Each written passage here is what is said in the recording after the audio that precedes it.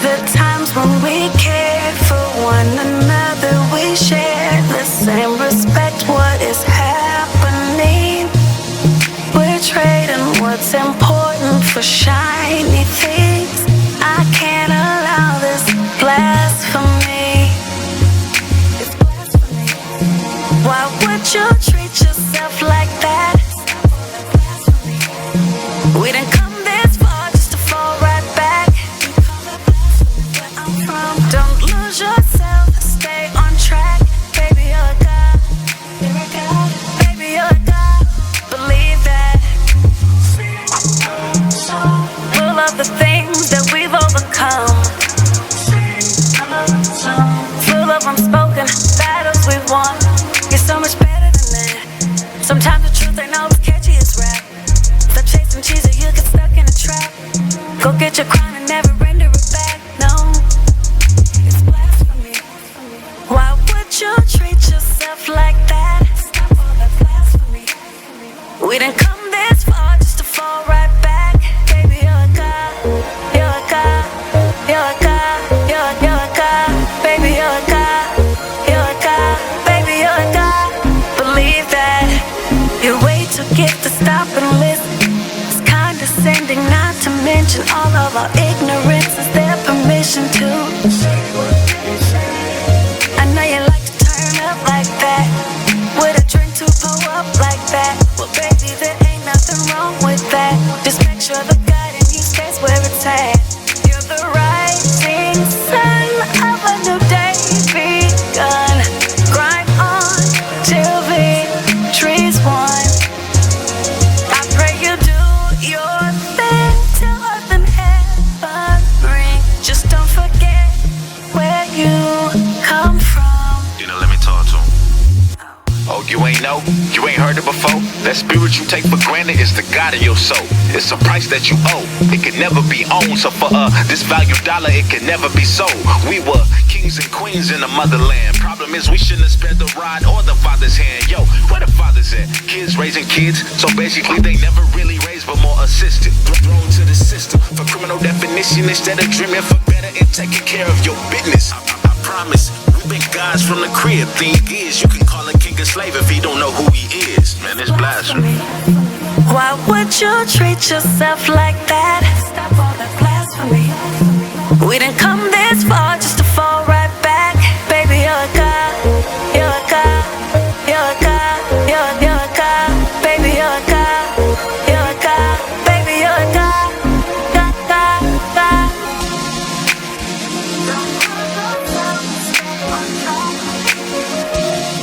You're a god. Baby, you're a god.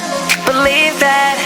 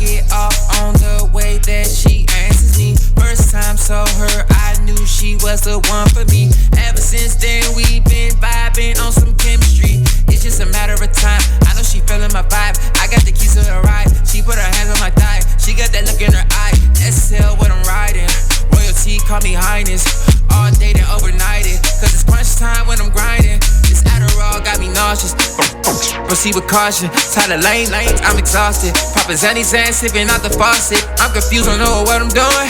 Wait, what I'm doing? Got me going where the f I'm going. Out of space, where I'm going.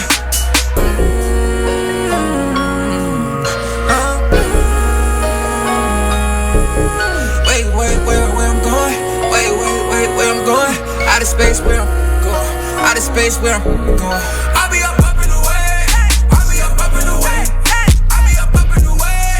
I'll be up in the way. Running on my face. Gucci guilty on my face. I'll be up in the way. I'll be up in the way. I'll be up in the way. I'll be up in the way. I'll be up in the way. I'll be up in the way. I'll be up in the way. I'll be up in the way. I'll be up in the way. I'll be up in the way. Can I talk to you? I've been working hard. I've been up all night. I just been so hard. Exposed Radio. Well, if you made them, take care of them. Yeah, that's Period. the real. You right. That's the real deal. It's period. You right. And all that old money shouldn't go toward this, money should go to. If the child is with one of the parents 24/7, 7 days a week, you don't even come get your child every day. You come get your child once a month maybe, or once every 3 months.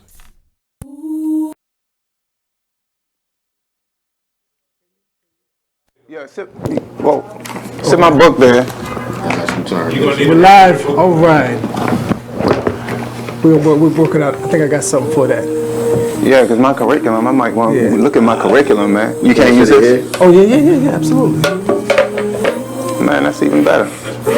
All right. That's the There we move. go. There we go. All right.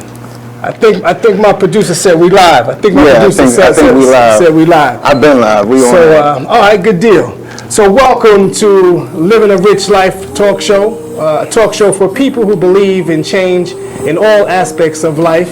I am your host, Rich James, and I believe that living a rich life is consisted of 6 elements: good health, strong relationships, financial freedom, goals and achievement, extraordinary experiences, and philanthropy. Today, we're going to discuss, the topic is serving the community.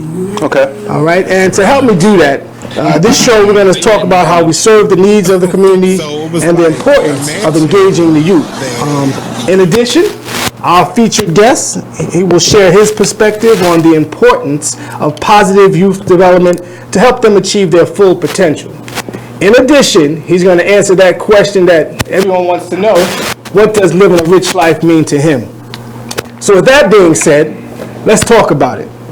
Today, our featured guest has over 10 years of professional experience working as a youth advocate, known for leveraging his resources to help give young boys role models to look up to. Founder of the GROW program, which we're going to have a good discussion involving that. And some say he's the author of Cool. Please welcome the narrative changer, Mr. Diwee Sewell. Yes. My man. Good. First of all, thanks for bearing with me today. Yeah. You know, the first show of the season. Yeah. Oh, first show of the season. Exactly. Okay, that's special. Yeah, exactly. You kicking things off for us. So first, let me say Happy New Year to you. Thank you. Happy New Year to you as well. Yeah. So how was your holidays? My holidays was great, actually. As simple as it could be.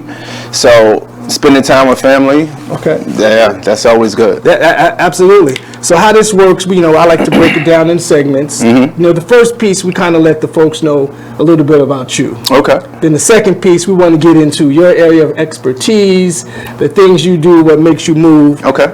In addition, we have a little fun on this show. A little fun? Yeah. So there's a couple of games in here. Plus, I took the liberty of getting some feedback from some of your supporters. Oh, did you? Yeah. So Okay. I asked them some questions, and they provided some feedback. So. What did y'all tell them? No gotcha questions. Well, I kind of had my team looked at them and said, "Hey, we can do this," and then in some cases we can. So, Oh, for real? Yeah. So let's get it started Can right. you bring that a little closer? Right away. Let's get it started right away. You might want. So tell us who is Diwee Sewell, and am I pronouncing that correct? No, actually, the last name is Sewell. Sewell. Yeah, Okay. yeah. I'm known to tear up a name. You ain't going it too far. Yeah. There you I'm go. working on some technical things. Yeah. So my name is actually Diwee Sewell, and so you said who is? Tell us who you are. Tell us who you are. Okay. So first off, I don't even want to start with a name to tell you who I am. I'm a person who lives every day like I'm living for my legacy. So I'm focused on, integrity, honor, valor, just being a man of veracity, a man of service, a man of sacrifice, a lover of God, a lover of people, and always looking to evolve. Right. Okay. So that's who I am. And my name happens to be Diwee. Okay. Because I'm not my name, I'm not my profession, I'm not any of those things. I like that. I like how you put that. I might take that. I'm all about evolving. Yes. Right? So for 2020, I'm making sure I'm listening more in terms of how I present myself. And again, because I like how you put that. It's not just the name, but it's the things around you and what you do. So absolutely. I appreciate that. So some of the things and we'll start with some of the questions that I thought was just hilarious. Some of them was just hilarious. And I believe he was a good friend of yours.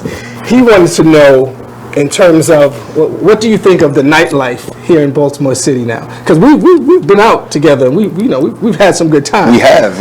So tell us what is some of the nightlife? What do you think about the nightlife now in Baltimore City? So that question was, what do I think of the nightlife in Baltimore City? Shout out to my man Al. Shout out to Chrissy. What do I think of nightlife in Baltimore City right now?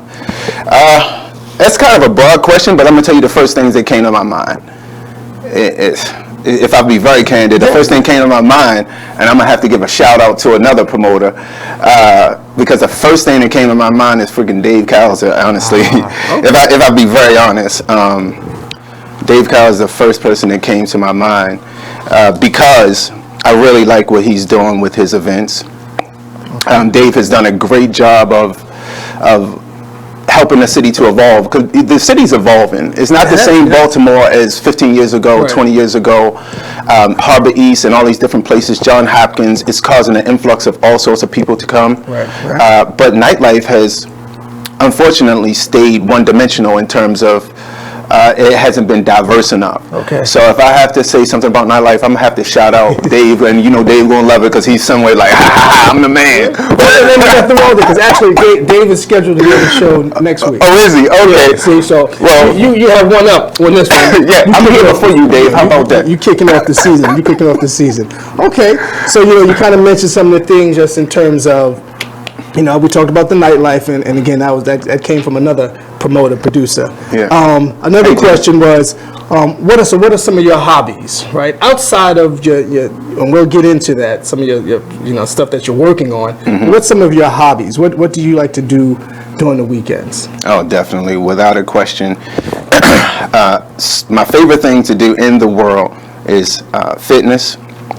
And reading, and absolutely, because I don't want to be on your show. Just no, we're gonna get into all that. All right, so yes, this is one of the reads that I just got finished. Give It One More Try by Clarence K.D. McNair. Okay. And people have been hearing me talk about the book.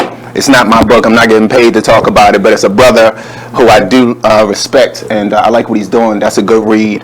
And that's what I do, man. So fitness, reading. Okay. And that's my main stuff, bro. And so you talk about books. Anything in the works coming up for you? Oh, okay. I like that. A man that's prepared. Always, man. Always. Okay. So you're thinking about maybe producing a book at some point. Yes. Well, this is actually my curriculum that I've taught from. And absolutely. We're gonna get into it. The GROW program, and so we're gonna talk about this a little later. I know. Yeah. But we'll get into this later. But this curriculum took me about 8 years to develop, and it's my life work, Okay. And what it said. It says that. So this is me trying to live through the quote that was given to me a while ago. Okay. All right. It said that none of us will live forever, but the goal is to create something that will. So this is my legacy right here. Okay. Then that's a good. I like that. So we're going to take a quick break on that note. When we come back, we'll have more featuring Living a Rich Life featuring Diwee Sewell. There we go. We'll be right back. I tear up a name. I was tearing up Sanjay's name like a mine. Oh, for real? Yeah, I was tearing up. The raps off that good part.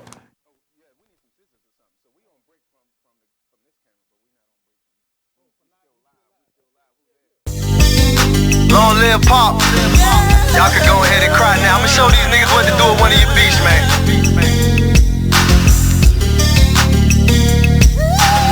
I am Gas, by the way. story should have been on CNN. Nobody knows what it's like being Gwen. Windows closed in the house, it ain't no CNN. Can't gain weight for years, she been being thin. Single mother, no help from the system. When they was giving out food stamps, she missed them. Birth certificate, baby daddy, she couldn't list them. But her son was so beautiful when she kissed him. Blame it on love, but nigga she could've died with. Destroyed the whole world, I found out she was a side chick. The nigga loved his wife, and it got hard to hide it. So when Gwen confronted him, he ain't even denied it. Her fault, depends on who you asking. She tried to be a stripper, but the tip out was taxing. Buying all the purses, trying to keep up with the fashion. And her mama hated babysitting with a passion. She deserved better, better circumstances. A black queen, she should've been blessed with certain chances. Look down upon, getting all the hurting glances. Making men change up all the twerking stances. She never cried about the pain, only gritted her teeth. But most soldiers never get a flower or a wreath. She like G.I. Jane in the war with no relief. Don't recognize why killers was going through her beef. She said more prayers than the nun did. After seeing so much struggles with only one kid, the clinic said baby number 2 couldn't be undid. 9 months later, delivery and it's one big. But this time it was an older dude. But the shit happened so fast, she barely know the dude. Damn, but we all make mistakes though.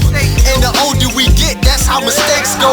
So he claimed the baby, now with no money. He said shit was hard and his dollars was kind of funny. Real was feeling like that was strike 2. So when it rains and pours, that's just how life do. She was thinking about her childhood and how life flew. A daddy she always loved, but she never quite knew. This was before the bags and the cellulite boo. Other bitches in her shoe, no telling what they might do. You lose a lot of friends, they start to despite you. Passing judgment when they don't got the right to. And even though I Listen to this flashback of Skyline Radio Show. So where we at? Where we talk about the effects and what's going on in these schools. Yeah. And what people don't understand. Just real briefly, I just want to talk a little bit about what people say bullying is or is not. So bullying comes in many forms. It's a teasing, it's the cyberbullying, it's the texting, it's the phone calls, it's the posting of pictures and people's personal information to pretty much cause them harm, to have them feel insecure. It's the sex assaults that people actually put out there. There are physical assaults, and there are mental assaults and emotional assaults. And what I like to remind individuals that any aggressive behavior towards anyone that is unwanted and unwarranted, and an individual asks you to stop. Let's stop there. Stop. And they should be respecting that. Respecting that and respecting yourself, because when you're able to respect another person, you're able to respect yourself. And the way that you're able to show that respect is that you know that you have a gift and you know you're uniquely made and that you matter, and then you also acknowledge that the next person beside you matters as well. Right. You know, and we lose that sometimes. Bullying is a behavior that underestimates the lives and legacy of you. I'm sure when they was bullying me, and I'm sure when they was bullying you, they didn't understand who you're going to become later on. I didn't know. Right, because I'm popping. I can't pop. All right, let me tell you, all those people who felt like they wanted to say whatever to me, look at me now. It's like, no, y'all don't understand, but I've been through some things, okay? And you know what? No. I applaud you and I salute you, because a lot of times we do not take the time to say, I'm okay, and I'm okay with me, and there's nothing wrong with me, and I'm amazing, and I'm blessed, and I'm strong, and I matter. Join us every Wednesday at 7 p.m. for Skyline Radio Show, only on BeExposedRadio.com.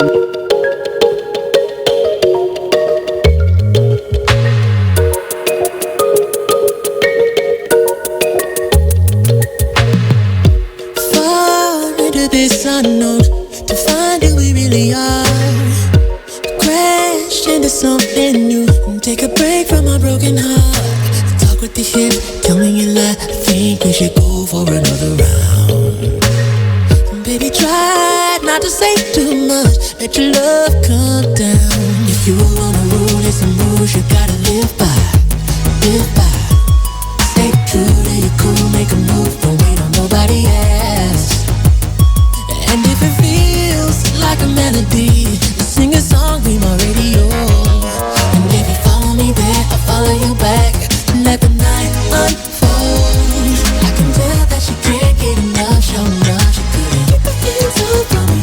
Oh no, she couldn't get the feels off from me. Got your hands till we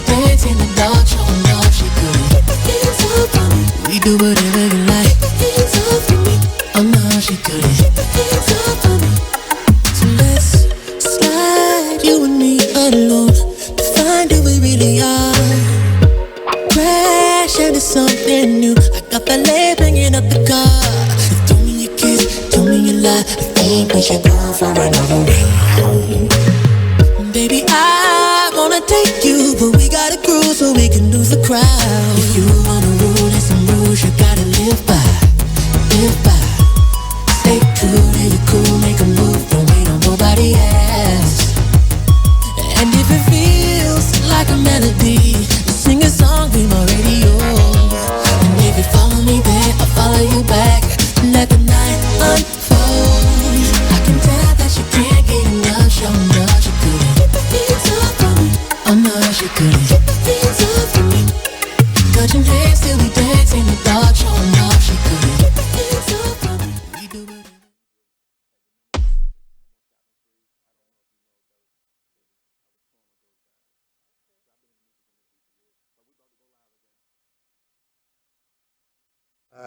Welcome back to Living a Rich Life talk show. I have to say this is definitely the most interactive when the camera's not rolling, and I like it.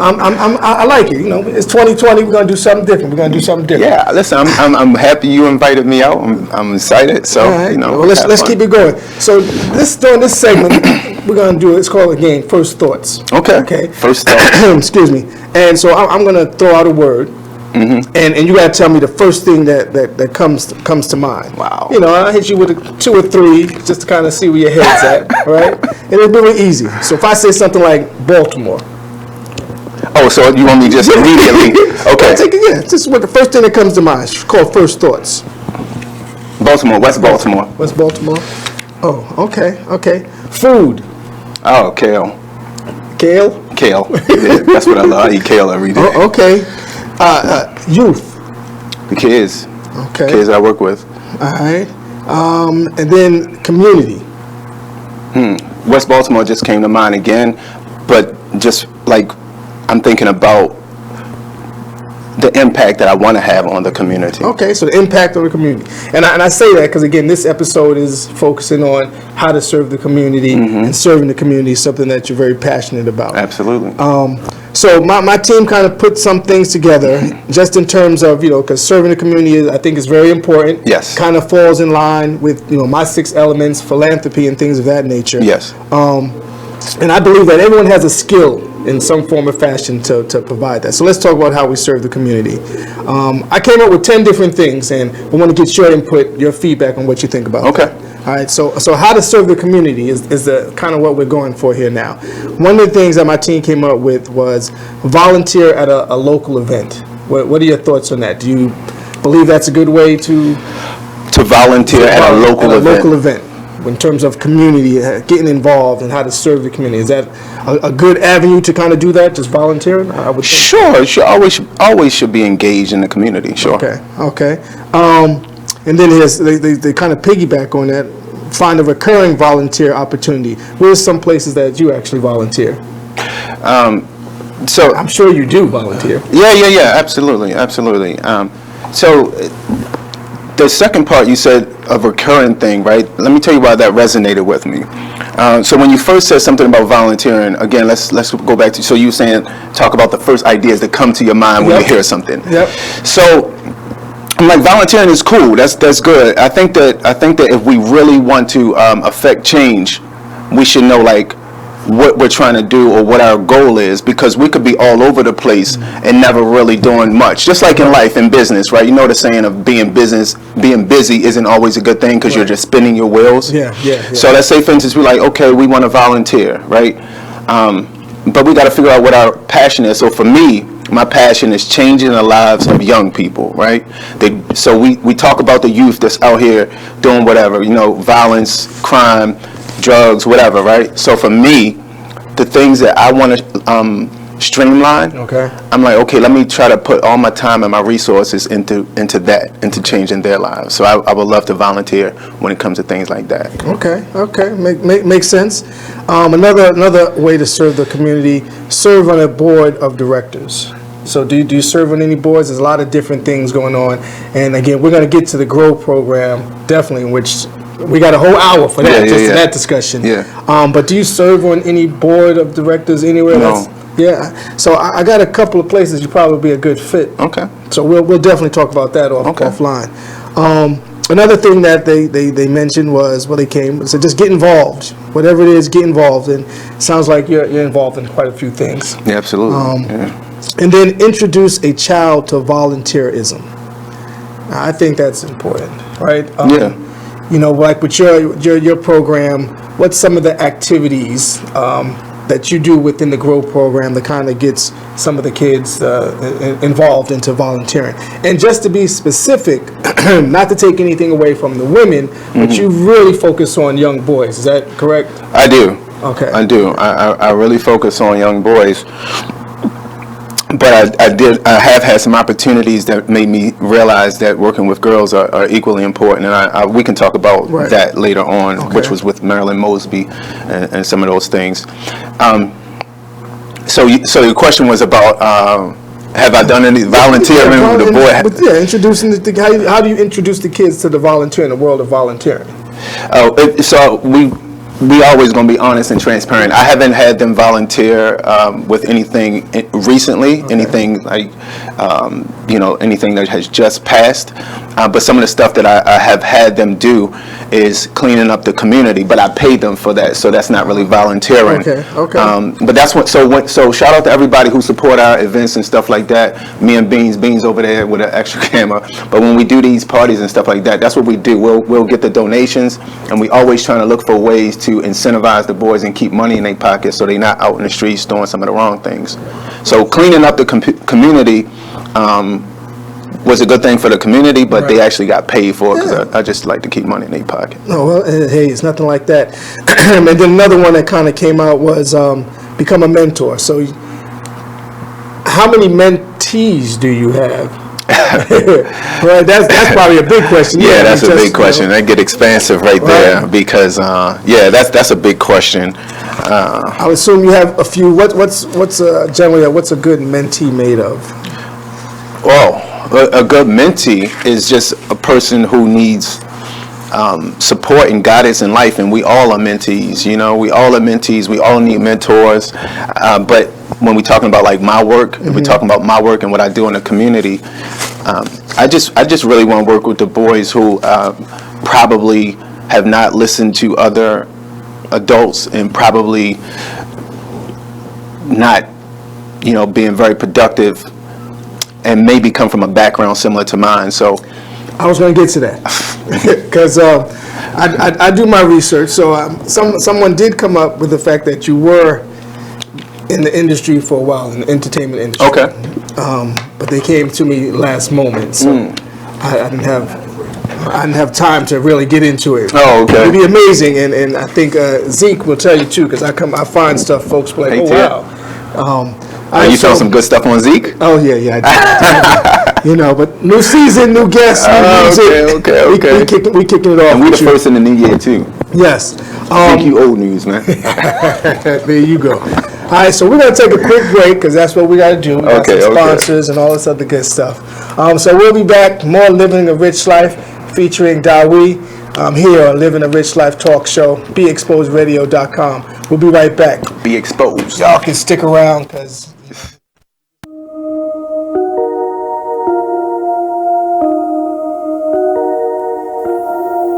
This is a Poverty ENT exclusive.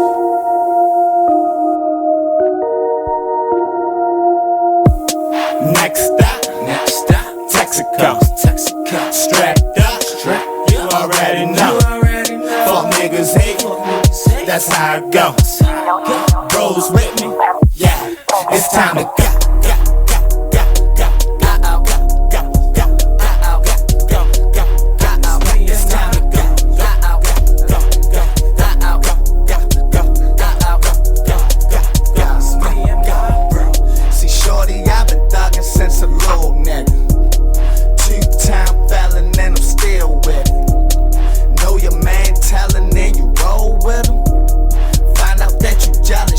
Whole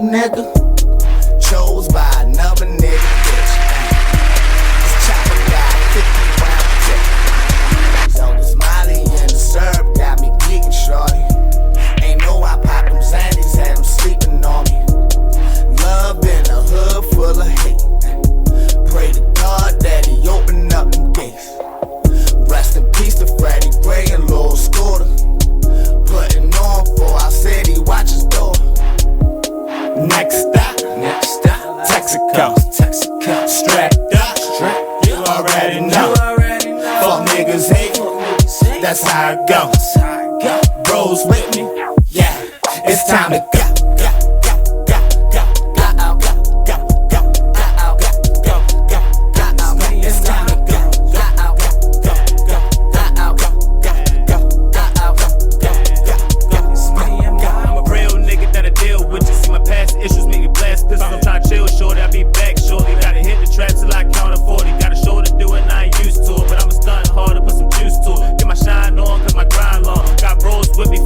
City, got my mind strong, take a time bomb.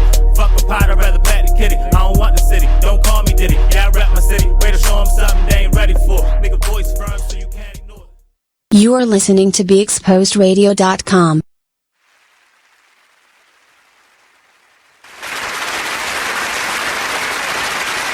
Laid it out, the meaning of life, you missed it.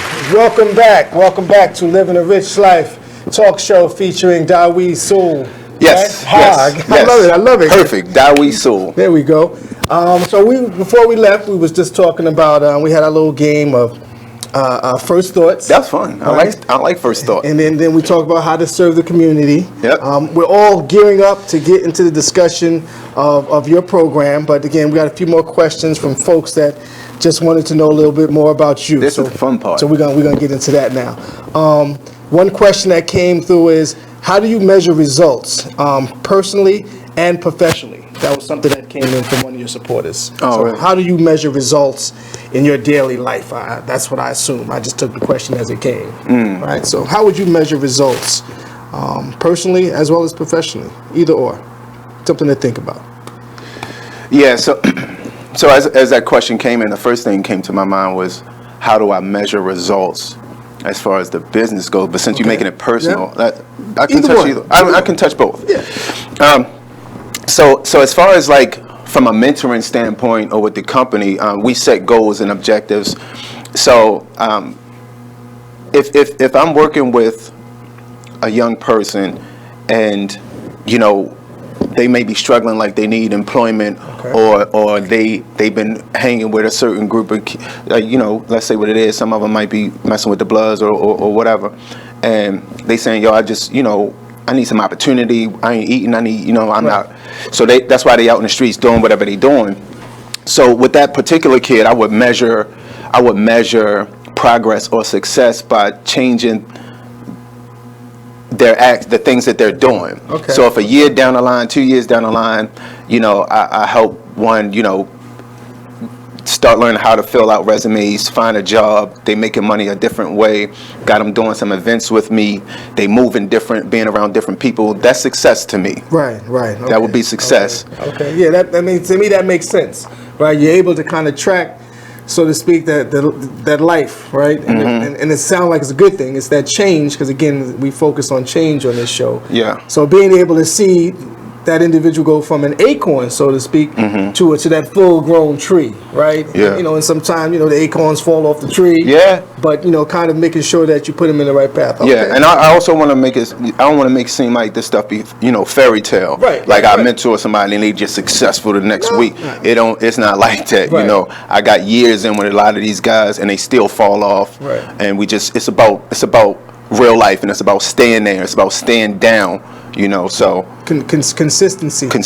One of the things I read, and I was trying to hold off until we got into the Grow program discussion. Okay. But it kind of mentioned, a child will be around. Well, it's not so much being around, but showing that you love them. I wrote it down. I'm gonna have to dig in there. Okay. It was a serious quote, and I found that very, very interesting. If you want to quote from there, it said a child doesn't care how much you know until they know how much you care. That's it. right. See, that's what I'm talking about. Yeah, so that's why we got you on here. That quote is our mantra, actually. A child doesn't care how much you know until they know how much you care. And I actually got some of my kids on this live right now. They not kids no more, but like I said, man, on BeExposedRadio.com, so log on to that as well. And some of the guys that's on there, and again, I can be transparent because I'm always living my truth. So I got some guys that's on here right now who know I've been mentoring for 10 years and better, and it's just about helping to find solutions, just being there and not always having the answers. And like I said, things it ain't gravy in 1 year. It's not so good in a month.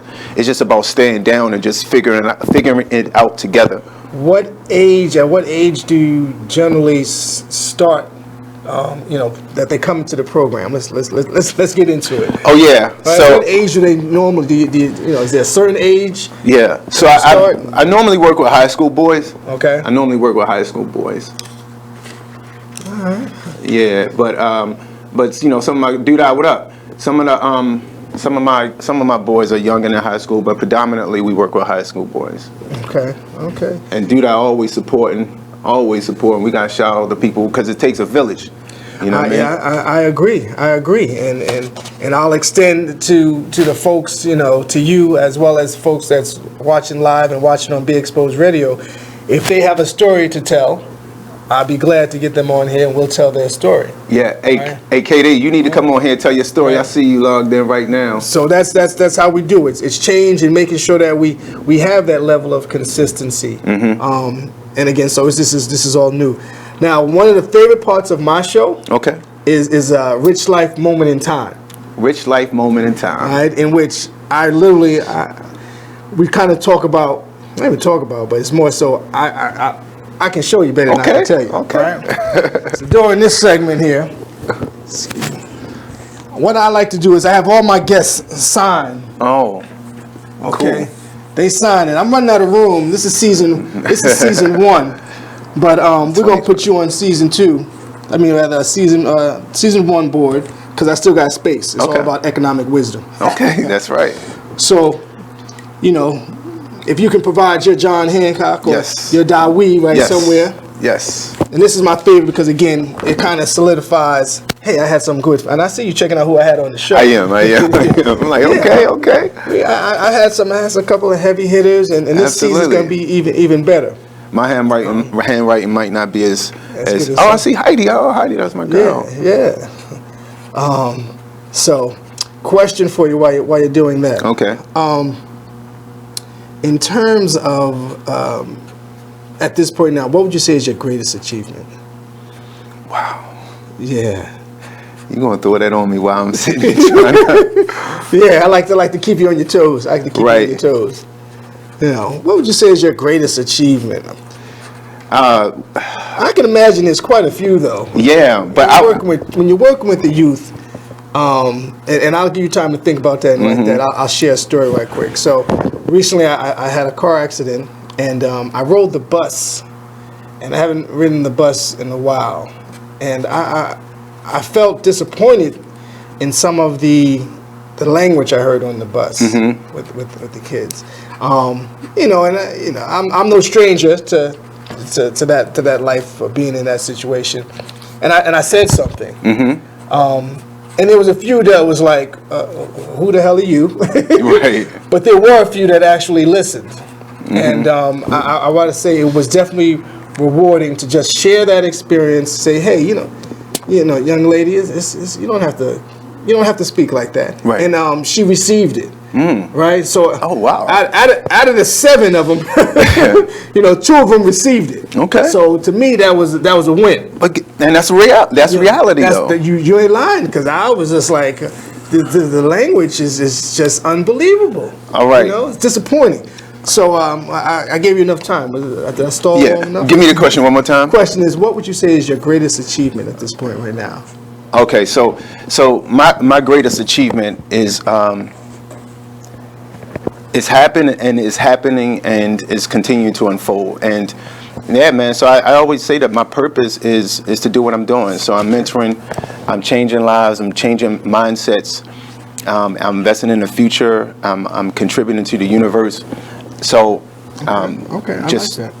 These things are like great accomplishment. It's ongoing. And here's the thing though, so what you just said about it was like 7 kids and only 2 of them was receptive.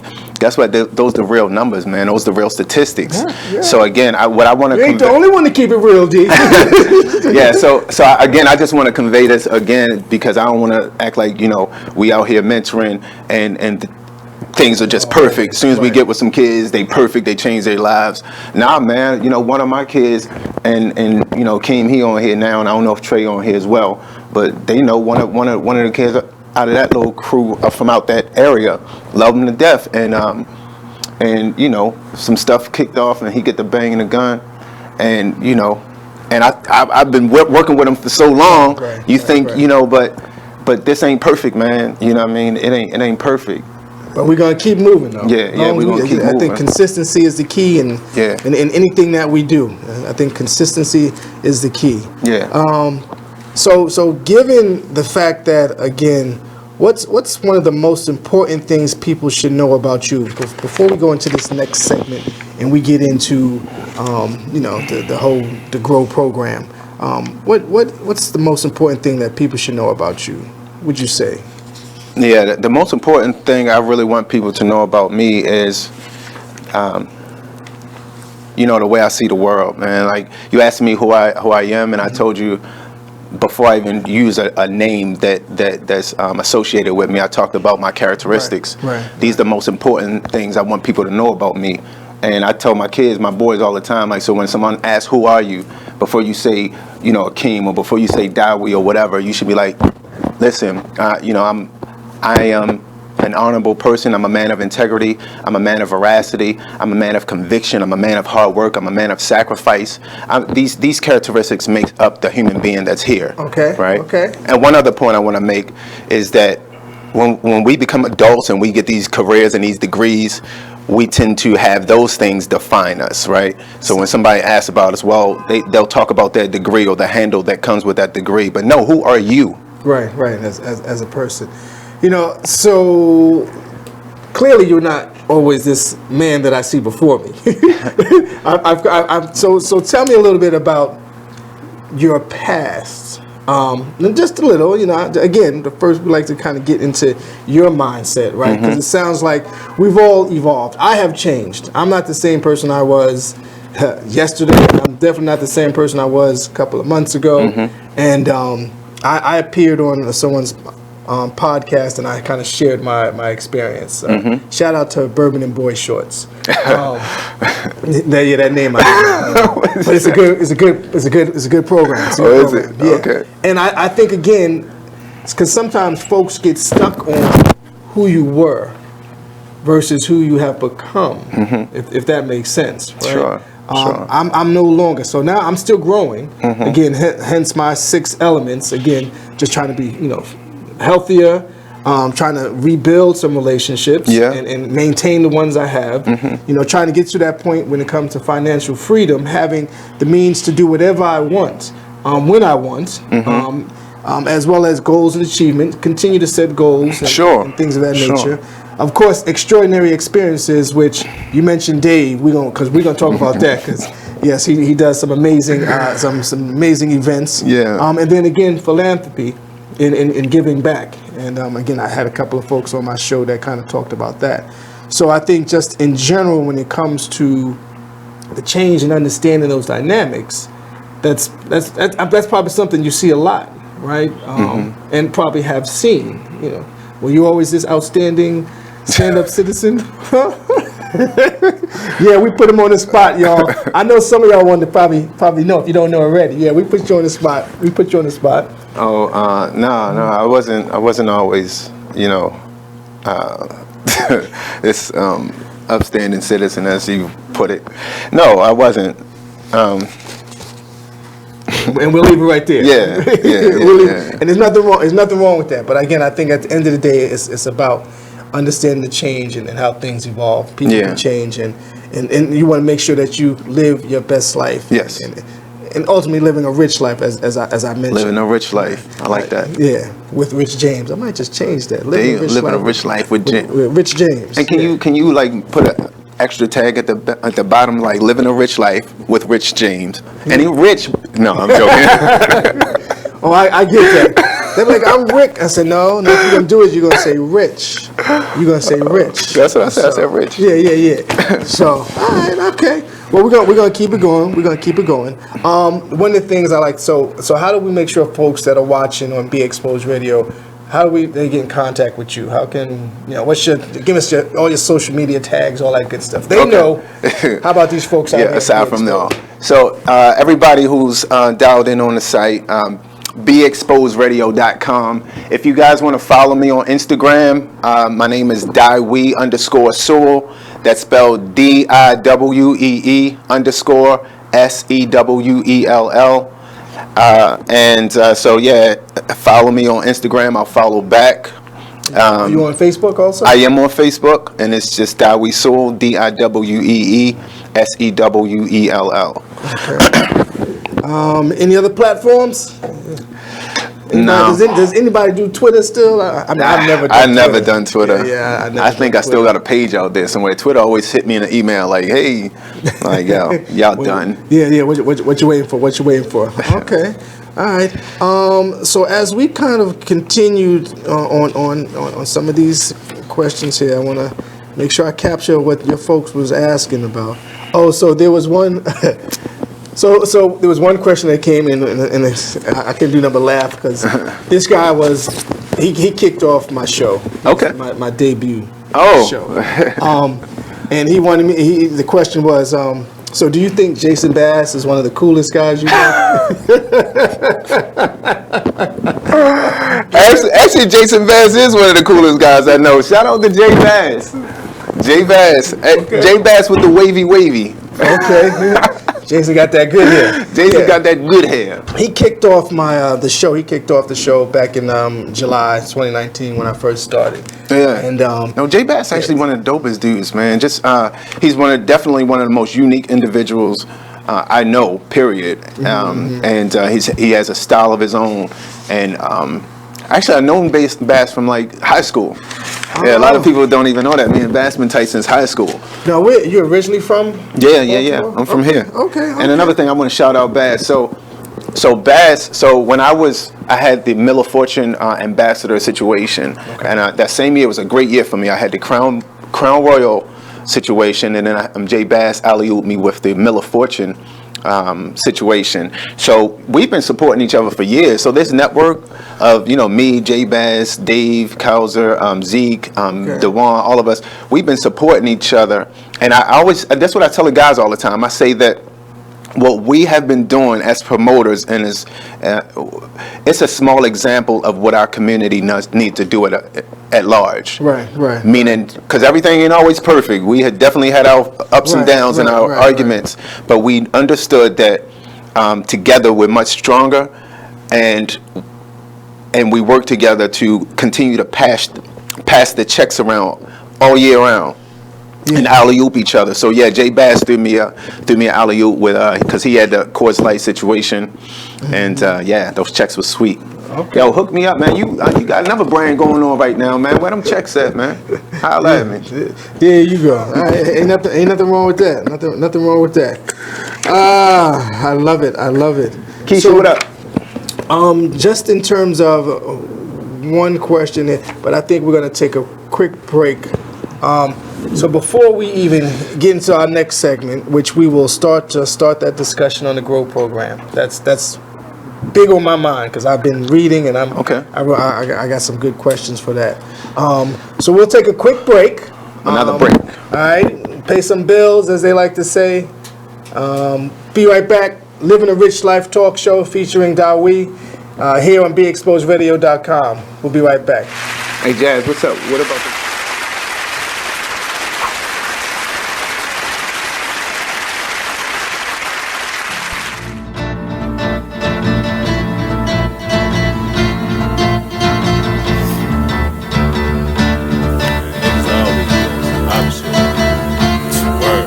First they love you, then desert you. Leave with a plate full with no spoon. Ain't no space, I can't escape negativity. I got used to the taste. I've been bad, burned and fucked over, but remain strong through the Passover. Kicking haters out of the way like masked over. Roll up, sip something, let it pass over. Who would I be? It ain't the man to me that let the next man take advantage of me. When that storm come, no pan I see. Get with it, not without it, then you'll see. I peep the haters, they know I'm greater. That's why they buzzing for the elevator, but I can't save you. It'll be too loud on the pedal stool. Don't carry favors. Always got your hand out demanding favors. When I just looked out, now you need more paper. I can't breathe, give me 3 feet. I never let y'all be the death of me. When my patience run that, yeah, nigga OT, cause they wanna see me down like I'm an NCT. 6 words, get the fuck away from me, say I help you out if you can help yourself. I keep it G till I DIE. Now excuse me while I get back to P-C-H-O-P, ain't losing sleep while your third eye always on me. I'm stacking green just to feed the team. My boo, she know that I'm king when chasing my dream. These niggas insane.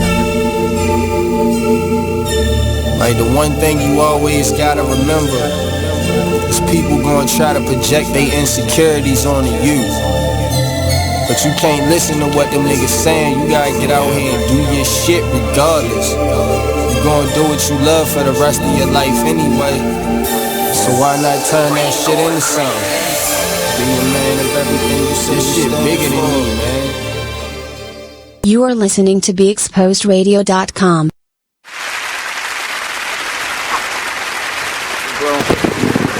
Welcome back to Living a Rich Life Talk Show, featuring the one and only Diwee Sewell. Yep. Here we are, BeExposedRadio.com. We're all over the place. We're all over the place. But mainly here. But we're focused, and right now, so during this segment, I want to get on the Grow program that you have. So this we're gonna hammer it out this next hour. Of course, we have to take a few breaks here and there, but I want to really talk about the Grow program. Okay. So first and foremost, Grow. What does that stand for? Okay, so GROW is an acronym for Getting Ready for Obstacles in the World. Getting ready for obstacles in the world. Yeah. Okay. All right. I'm looking for this question from Keem. We got some mentees of mine on this live, and he had a question for us. Is this a segment you said we could get to it? Yes. Let's get to it. Oh, he also said something about the clothes drive. I guess he wanted us to talk about the clothes drive. So we're going to talk about, yes, absolutely. Any activities you have going on, we want to know about that. But let's get into this GROW program. And again, it stands for... What made you start the GROW program? Go ahead. Okay, and it stands for... Getting ready for obstacles in the world. In the world. I like that. I like that has a nice ring to it. So let me ask this question before we get into your viewers' questions. Why invest in youth development? Why do you think we should invest in youth development? That's a great question, because that was Keem's question too. Okay. So, I was saying earlier that I know exactly what I want to do for the rest of my life. And it's not even a question, it's unequivocal. I want to invest in young people, and I want to invest in a community for the rest of my life. So I'm an entrepreneur, so yes, I want to do other things, and it's the entrepreneur spirit that's going to fuel a lot of the things that we have to, programs that we have to create in a community, because we can't wait on bureaucracy, government program. We can't wait on none of that. We have to do it ourselves. So the answer to your question is the community needs it, and it's something that I'm passionate about, so it's not even work for me. I love to do it. I get excited when I wake up in the morning and working on my curriculum, or I get excited when I wake up and I'm planning the next event, community, so that's why. So you talked about a few things, and I just want to see if my mindset is the same when it comes to the program. So who do you think is responsible for providing the conditions for positive youth development? Who do you think is responsible for that? Can you get that one more time? Who is responsible for providing the conditions for positive youth development? Is that individually? Is that the community? I think we touched it. It takes a village. Is it just the community? Is it teachers? Parents? All those different things. Who would you say? And again, it's for my own. This is my own personal question. Okay. Who do you think is that responsible? Right? Because I'm a father. Yeah. And first and foremost, good. My kids come first. That's a blessing. Right. So I do believe it takes a village. Yes. But I find that sometimes it's difficult in this day and time. Now, if someone says something to my child, I'm okay with it, because if they're doing wrong, they can correct it in a proper fashion. But I found that in some cases they don't receive that.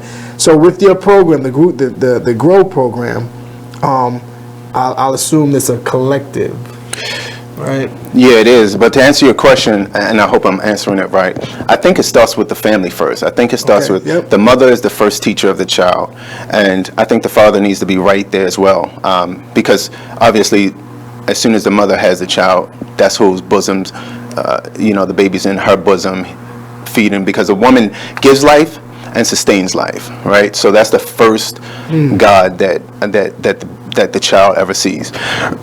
So So at a very early age, we have to start shaping. The young people long before school comes into play, long before mentors come into play, long before anything else come into play. As a matter of fact, if I ever, develop a family, actually what I want to do is homeschool because of my beliefs and the way I see the world. Okay. Oh, homeschool. That's interesting. Well, that's one of the reasons why I created this, and I know we're going to get into it later. Yeah. It's because the things is being now's the time. Now's the time to get into. All right, well, that's a perfect segue then. Yeah, perfect segue. It's because go ahead. No. So let's get into it. Okay. So first off, we're talking about my curriculum, which is the GROW curriculum, and the reason I created this, and the reason why I want to homeschool my kids, is because I've studied. I've been in school. I know what they teach. I know what they don't teach. And I know how we're not really putting people in position to win. Okay. So nobody's going to school, and nobody's going to school and they're learning about credit scores. Nobody's going to school and learning about how to purchase a home, right? Nobody's going to school and learning critical thinking skills, how to be emotionally responsible. In this curriculum, we're teaching people, through scenarios and through role play, how to process different scenarios. Okay. So there's stories in here where we have young boys reading them, and then we have critical thinking lessons afterwards to get them to be a little more emotionally mature, to try to appreciate young girls and women more, and different things. So and that's probably just the tip of the iceberg. Tip of the iceberg, this is man. Pretty thick. Yeah, it's tip of the iceberg. So I do want to ask this question before we take our first break. So, because you mentioned a few things in that comment. So again, some of the things that when it comes to school they don't teach. Right. They didn't teach you when I was in school. Now my mother did try to push some of that stuff. She definitely did. Okay. It didn't take too well. Okay. I got two older brothers. It took pretty well with them. Okay. Hence that's why I kind of went through my struggles. But I think those are key areas. So we're going to take a quick break, but we're going to come back. We're going to talk more regarding the GROW program, Living a Rich Life talk show featuring Diwee, Sewell. Here on BeExposedRadio.com. We'll be right back.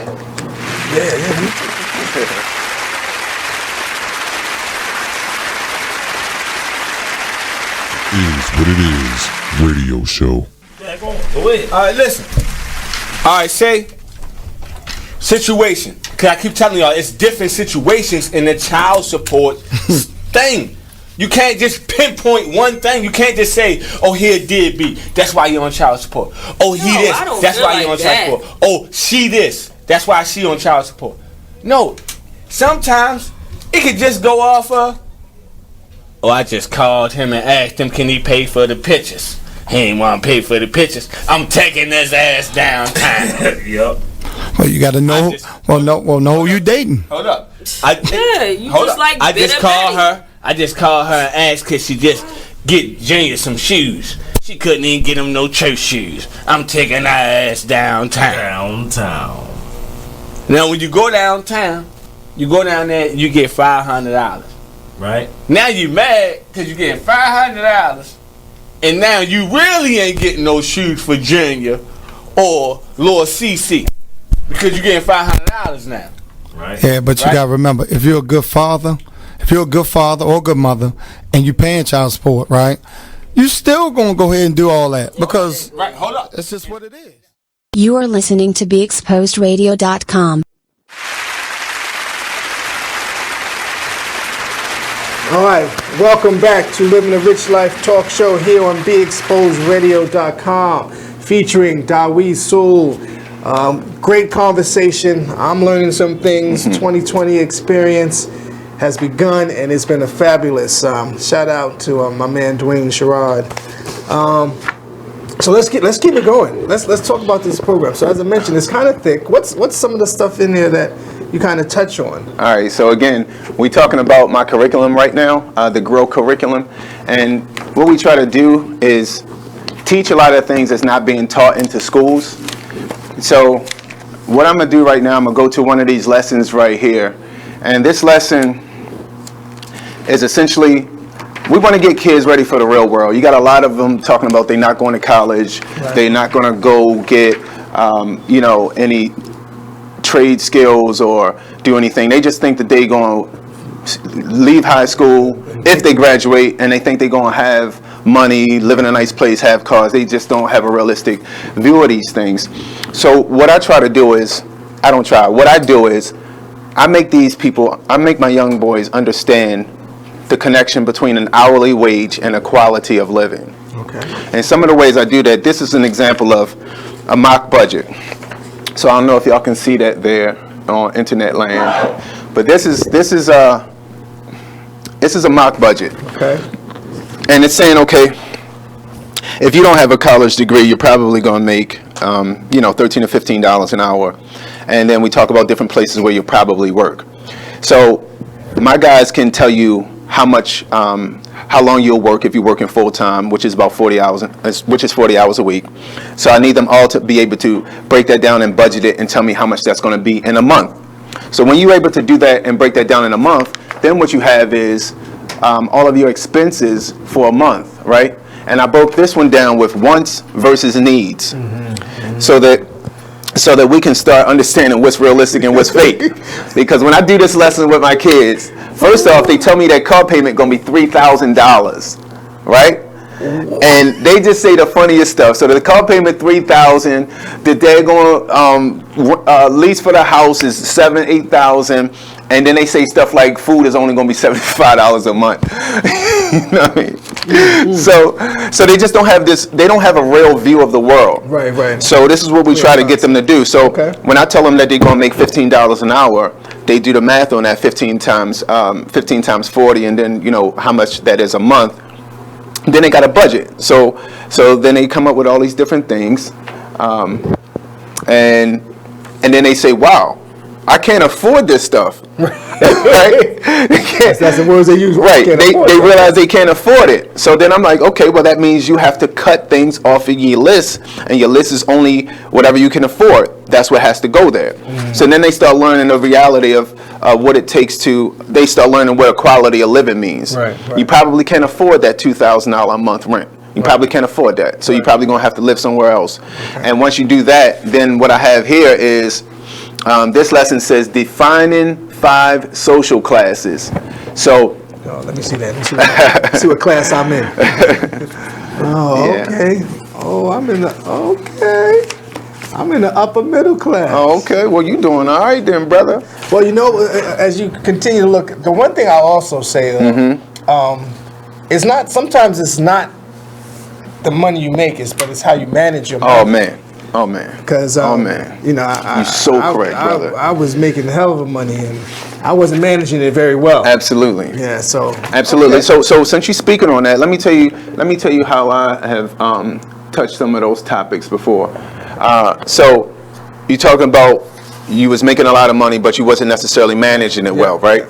So I have a lesson in here, and what I did was I compared the two. Okay. Right? So I'm talking about, I use a story about one guy who, all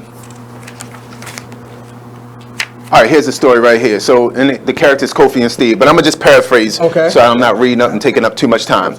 This is all about you. Okay. All right? Okay. So take as much time. We still got another hour. All right, we got a little bit of time. 50 minutes. All right, so we got these two characters, right? We got Kofi and we got Steve. They both work at a job. They both, one makes $100,000 a year, and the other makes about $60,000 a year, right? But like you said, what they do with their money. Yeah. So Steve has the, his rent's a couple $1,000s. Okay. He got the foreign cars. I think our Instagram is going. Yeah. Yeah, it's a different guy in there, so he's a little less. No, it's okay. It's okay. Just get that working for us. All right, so one guy is making 100,000, the other guy is making 60,000, right? But it's what they do with the amount of money. So everybody's back. You back now? All right. So what we're doing right now, we're talking about one of the lessons in the GROW curriculum, and I'm explaining how Rich was saying that at one point of his life he was making a lot of money, but he wasn't managing it well. And in this lesson, I'm showing him how.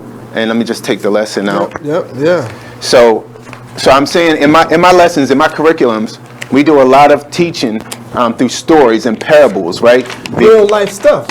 Stuff. So this is one of the lessons. And the characters I'm using in this lesson, up there. Okay. So I hope you guys can see it. And the characters, one is Steve, one is Kofi. One makes, Steve makes $100,000 at the job. Kofi works at the job, but Kofi only makes $60,000. Now, what we're going to do is we're going to talk about how they manage their money. So Steve, he has a couple $1,000 rent, living out downtown on the waterfront, living a real fly life. Got the foreign machines, multiple cars, and oh wow, that works like that. And and he got the expensive jewelry. Every time they go out, he buying the most expensive VIP sections. He tossing it up. He living a life, right? So we equate that with success when we see stuff. So we see somebody with a really expensive car, really expensive, things, materialistic things. He looks successful. He's making $100,000, but he's spending $100,000 for his quality of living a year, right? So then we have the other character, which is Kofi, who makes $60,000. But Kofi is only living off of about $40,000 of his dollars, right? He drives a smaller Accord, be wearing khakis to work.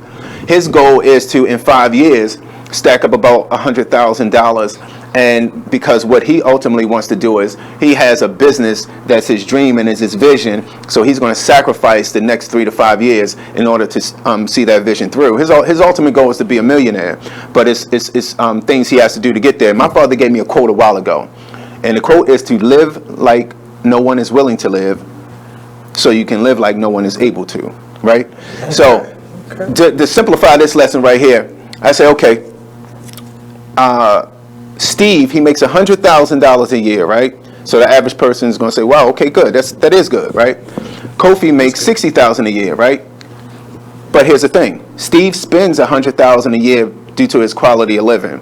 Kofi makes 60, but only spends about 40,000 due to his quality of living. So then I ask my kids at the end of this lesson, who's walking away with more money at the end of the year, right?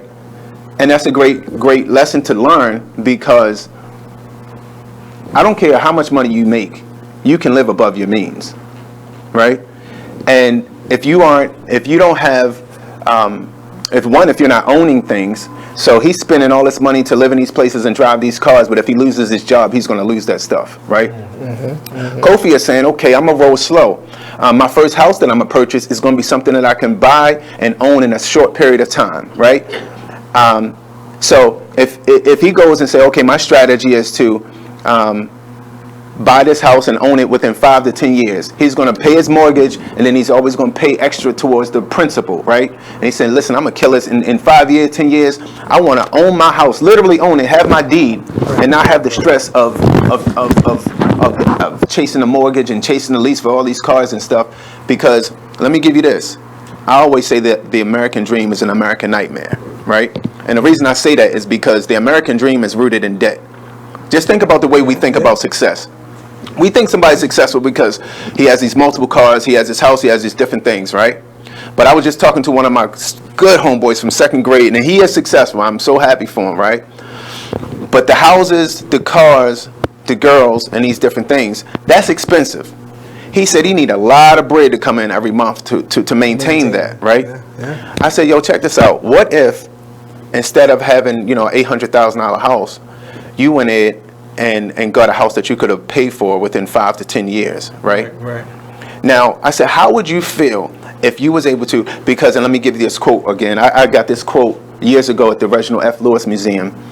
The lecturer said that success and freedom is to be able to wake up and go to sleep and nothing changes, right? Mm-hmm. So I asked my man, I said, yo, what if you bought a house that was a little more reasonable, right? Don't get me wrong, you have the right to buy whatever you want to buy based on however you see the world, right? Yep. But what if you bought a house that you could pay for in a short period of time? What if you didn't have a mortgage? What if you didn't have the lease on them? Them cars outside is dope, right? And I know you're about to buy this other chick another car. That's cool, right? But what if you did things differently? What if you didn't have a mortgage? What if you could wake up and go to sleep every day and nothing changes because you don't have debt? Right. You would be so stress-free. You spend more time with the kids. You probably go on a voyage, travel the world with a backpack, And guess what? We like nice things. Nothing wrong with having nice things and wanting nice things, right?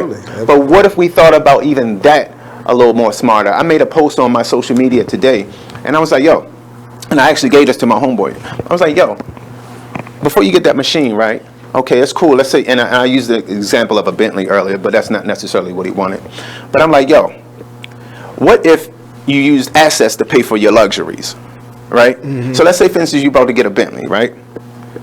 Instead of putting your sweat equity, associating your sweat equity with that Bentley, meaning you got to go to work every single day to pay for that Bentley, and hustle hard to make that note every single month, right? What if you said, okay, I want a Bentley, but I'm going to set that off for 2, 3, 4 years. I'm going to get an asset first. So I'm going to buy some properties. Mm-hmm. I'm going to get a duplex. I know where I can, pay for that, pay it off, and the money that it'll bring in every month will pay that car note for that.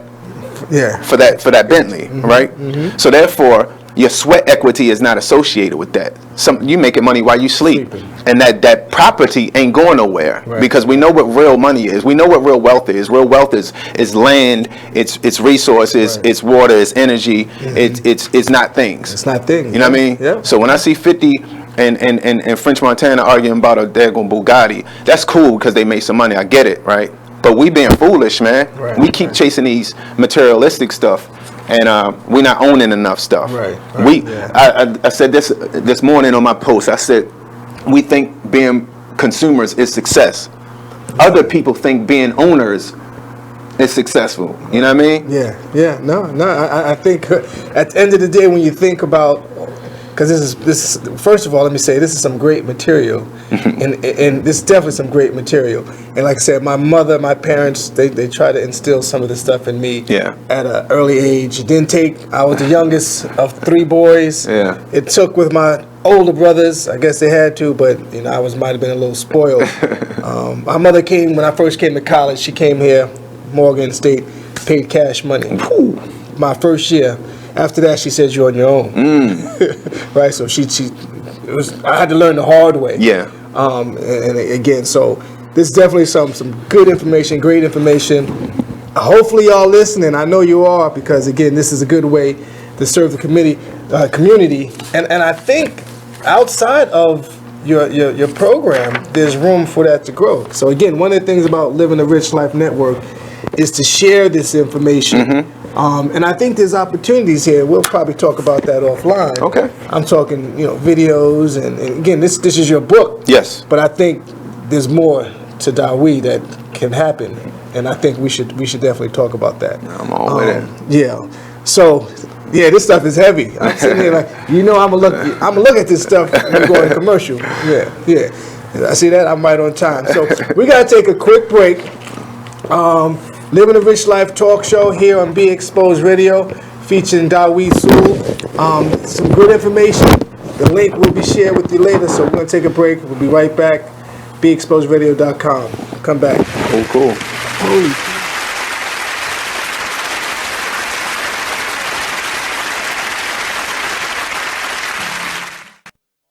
God said he's dead. Oh, 6 years after he passed away. It states she reportedly had heard rumors, but nothing substantial. But then you put the rumors to while death. They were still married. You sentenced the rumors to death. While they still were married, she heard rumors. Right. Okay. Probably all her life she's heard rumors. Like you're dating, you're dating your dad, right? Y'all look just alike. I'm like, girl, somebody told me you dating your father. That's what kind of thing. But he gay, right, Percy? Why are you laughing at him? Don't laugh at him. Please don't.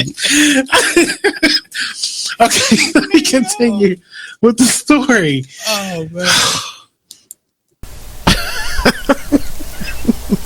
Even today, it's still funny.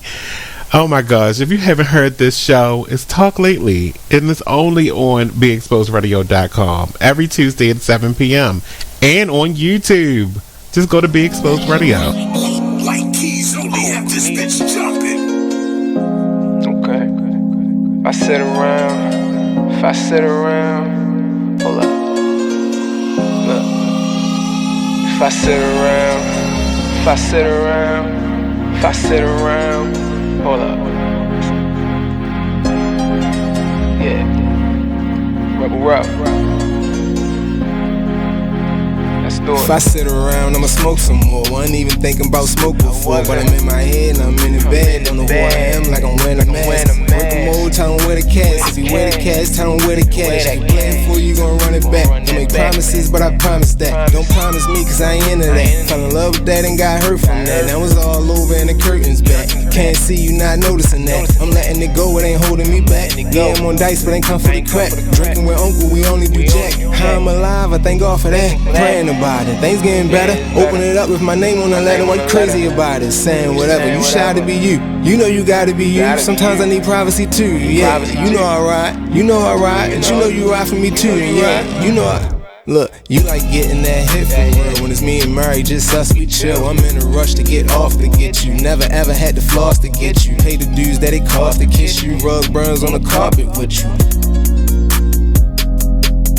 Oh yeah. Come on, dog, throw this in there. Had to dedicate this to the homie out of New Orleans. Break. Said she wanna bump that. You are listening to BeExposedRadio.com.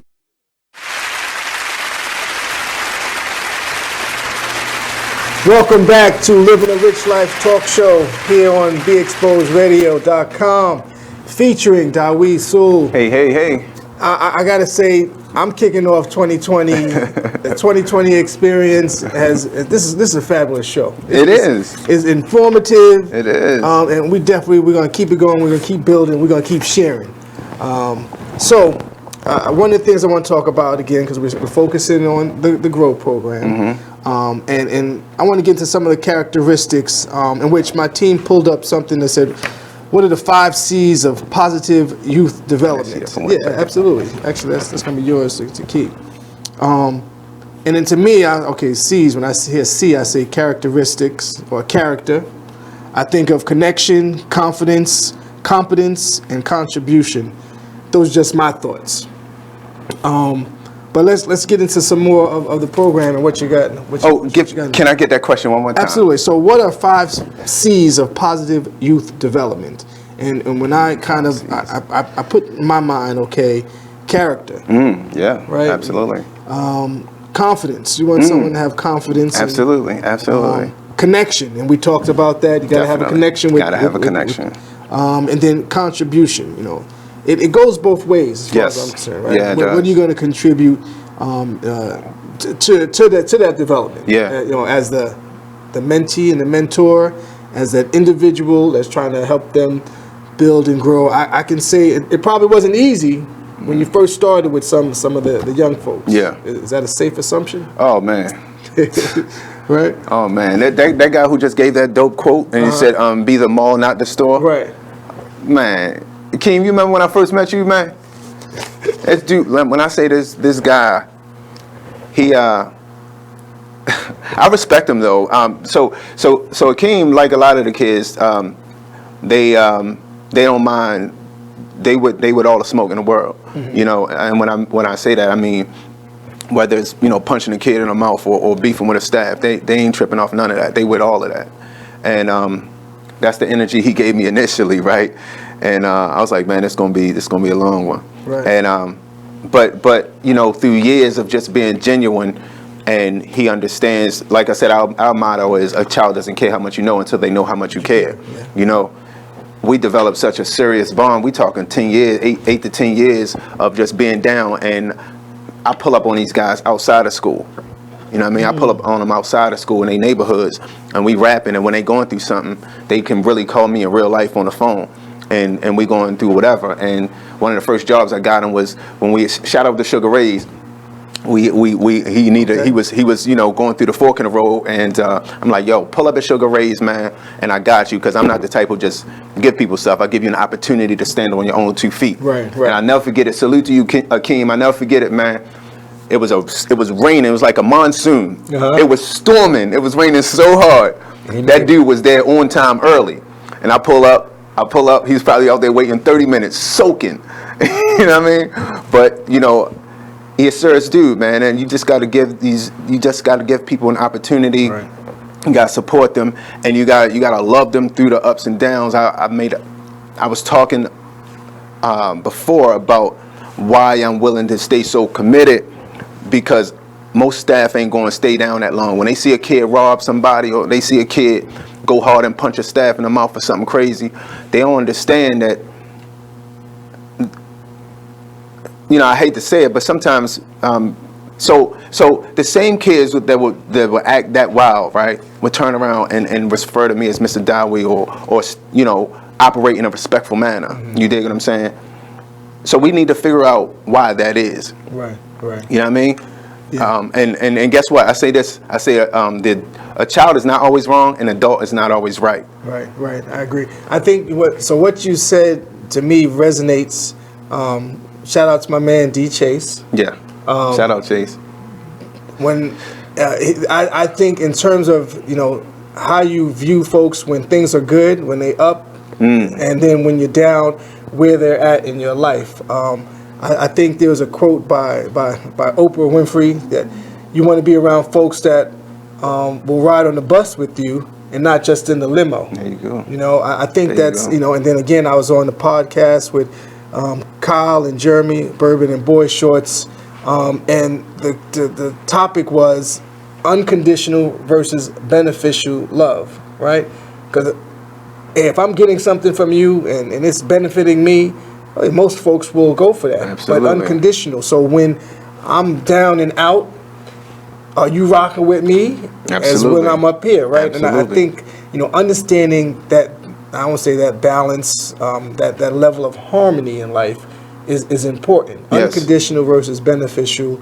And some folks, again, I hate to say it, a lot of folks are beneficial. Absolutely. Right? Absolutely. But I think once you understand your purpose, and honestly, I'm finding my purpose in this show. This whole Living a Rich Life Network. Okay. I'm still growing. Mm-hmm. I still have some things that I need to change about myself. I recognize that, and I hold myself accountable. Absolutely.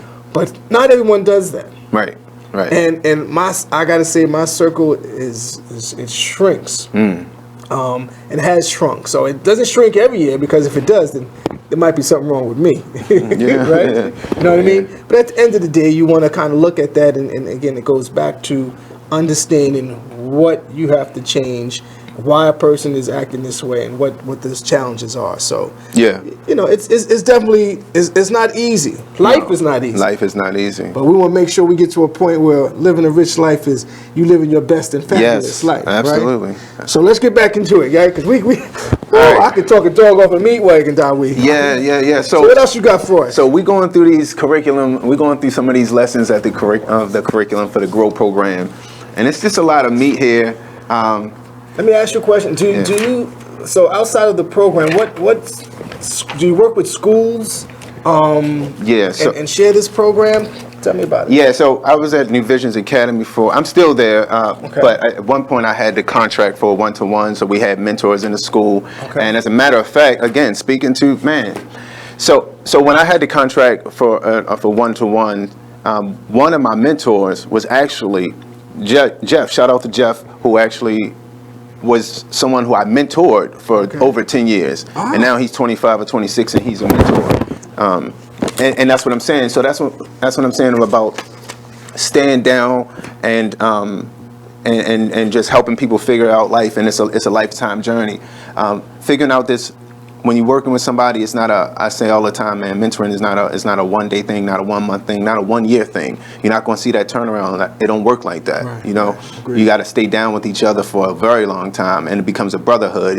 It goes beyond mentoring after 10 years and stuff like that. It's a brotherhood. Right. And you know, Jeff's still with me. He helps with the program. He's actually still at the school, and we work side by side like brothers. It's not even. I always forget to shout him out because I forget you know what I mean, that he was once someone who I mentored. Right. But so new visions are there? Because to me, and again, this is my first time, and we kind of like scratched the surface, got into. This program has room for other areas. In terms of other folks, I think, you know, in Baltimore City, and I'll focus mainly on Baltimore City, but I think this program can definitely be used somewhere in the education system. Yeah. Did you ever think about expanding it? You probably did. Yeah. But again, I think just in terms of my network that I have now, it won't be a lack of trying. I'm serious. Just on the surface that we shared off the air, because y'all can see everything, right? This is I've never seen anything like this. Yeah. So, and there's more we got to talk about. Right. So it's a lot to this. I put a lot of work into it. But I'm gonna tell you what the challenges are, just to be honest. So I created. Which is a question. What's some of the challenges with having a program like this? Resources, always. It's the number one challenge, especially when it comes to us. And, you know, lack of resources is which. So I created my behavioral health company for two reasons. One is because it's the natural progression. So for years we've been working with young people and behavior stuff, right? Why, you know, they're doing different things. But then we got to move forward and start working with the psych side of things and say, why are they doing these things, right? So that's one of the reasons why we now have a behavioral health component. But the other thing is the business side of things. So this program, it needs resources, it needs funding. Nobody wants to fund something like this, right? They got money for wars, but they don't have money for, you know, it's just the nature of, you know, what it is. So we need to fund our own stuff. You know, and for these 10, 12 years I've been doing this work, I've always funded. I've never had a grant. I've never had any type of support from any government officials, the city, nobody, right? I've got this work has been done. Shout out to my guy, Wayne. I've known him, you know, we family, but aside from that, he has a business construction company, Genese Qua. They've been supportive from day one. Got to give a major salute to them. Salute to Yinka, salute to Duda.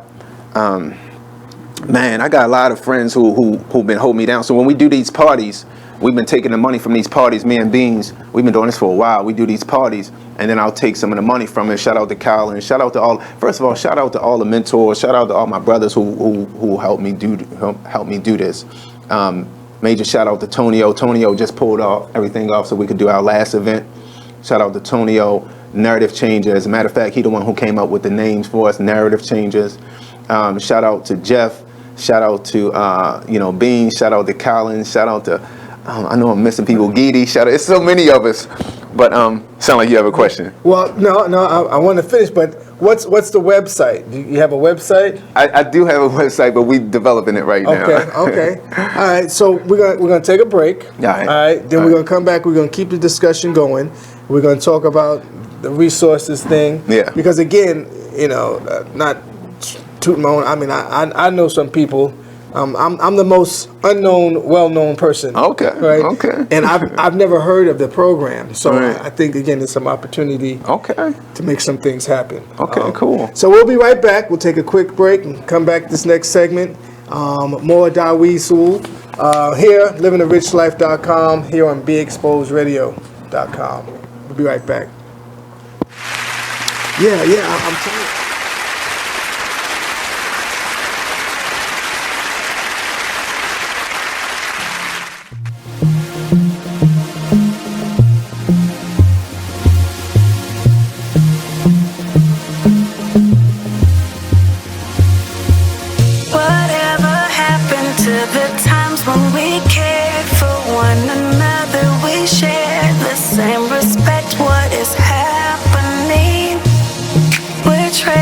What's important for shiny things? I can't allow this blasphemy. It's blasphemy.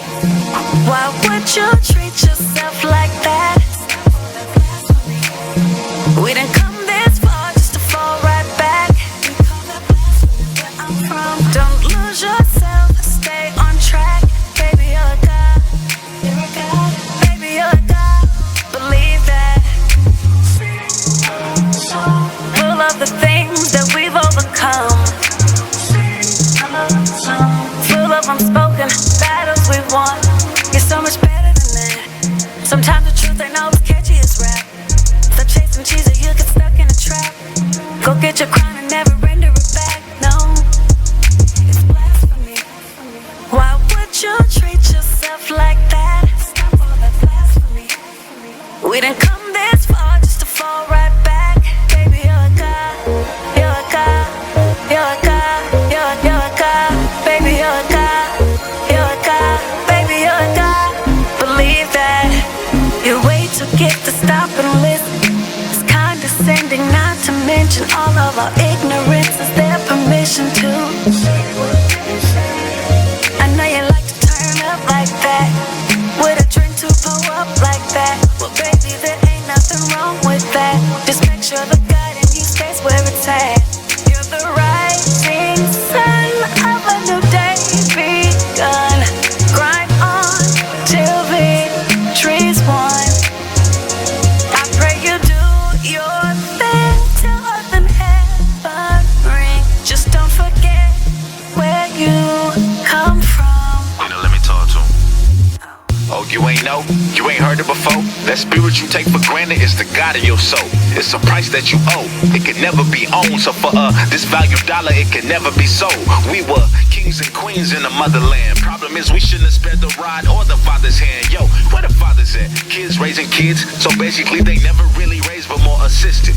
Thrown to the system for criminal definition instead of dreaming for better and taking care of your business. I promise. We've been gods from the crib. Thing is, you can call a king a slave if he don't know who he is. Man, it's blasphemy. Why would you treat yourself like that? Stop all that blasphemy. We didn't come this far just to fall right back. Baby, you're a god. You're a god. You're a god. You're a god. Baby, you're a god. You're a god. Baby, you're a god. God, God, God.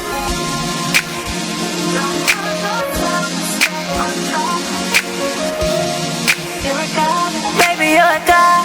Believe that.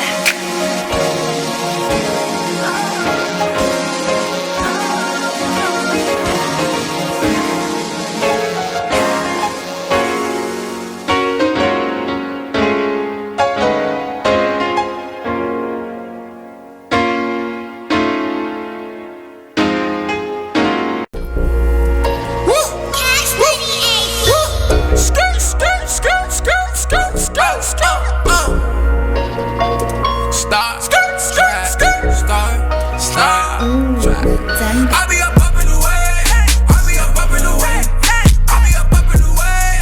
I be up in the way. Running on my face. Gucci guilty on my face. I be up in the way. I be up in the way. I be up in the way. I be up in the way. I be up in the way.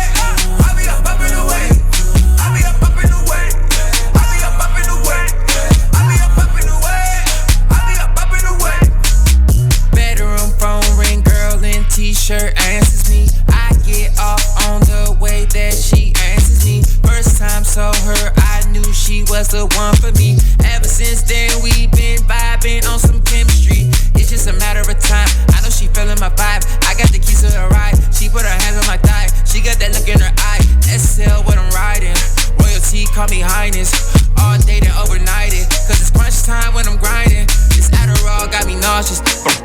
Proceed with caution. Tired of lanes, I'm exhausted. Poppin' Zanny Zan, sipping out the faucet. I'm confused, don't know what I'm doing. Wait, what I'm doing? Got me going where the f I'm going. Out of space, where I'm f going.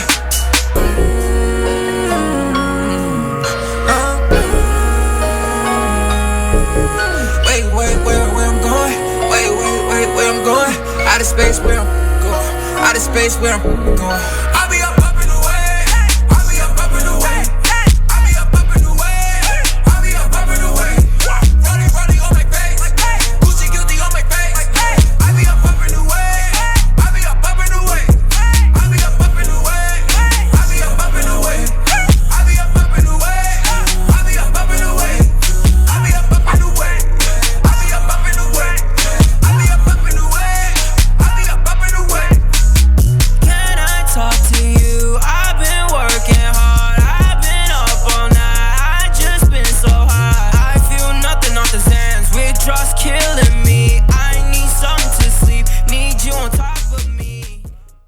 You are listening to BeExposedRadio.com.